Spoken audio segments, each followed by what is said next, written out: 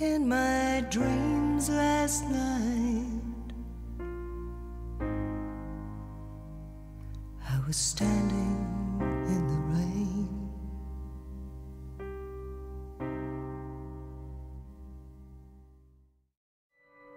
She was an amazing person. She just lit up people's lives. She was on track for a first-class honours degree in molecular medicine. She was a student mentor. She was also an athlete. She was a cheerleader and she was in training. She was only 4 years older than me, so we sort of grew up together, and she was brilliant. She was bubbly, fun.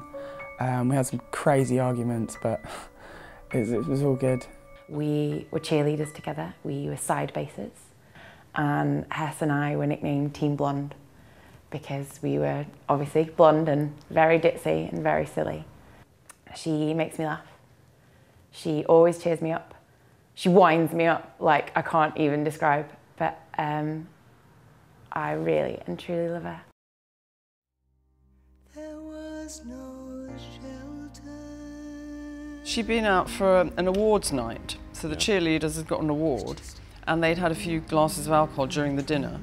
And then she was meant to be going to meet her brother for drinks, but instead she went off with an old boyfriend. Hester went home from that evening and took what was then a legal high called GBL.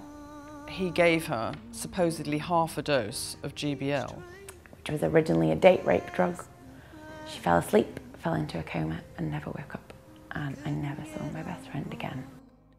It was such a shock, not just to me, but to all her friends, because none of her friends had ever heard of GBL at the time.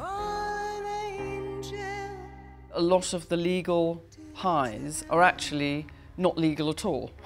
They're a cocktail of Class B drugs and other chemicals that were never meant for human consumption.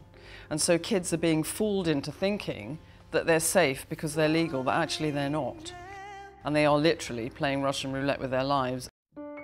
GBL plus alcohol equals death. There was a knock on the door. In fact, I had bare feet and I was singing to the radio, feeling like I didn't have a care in the world, and 2 police officers on my doorstep. You know, that's not good. When they sat down in my lounge and mentioned Hester's name, I asked if she was alive and they said, "I'm afraid not, she died this morning." It was horrible. It was horrible. This horrible, empty feeling of sort of loss.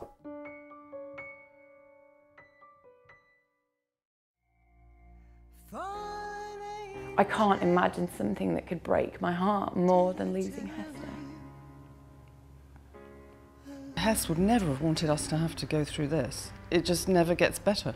Something so stupid took her life away and took her away from me and her family and the whole world. Did I tell you I love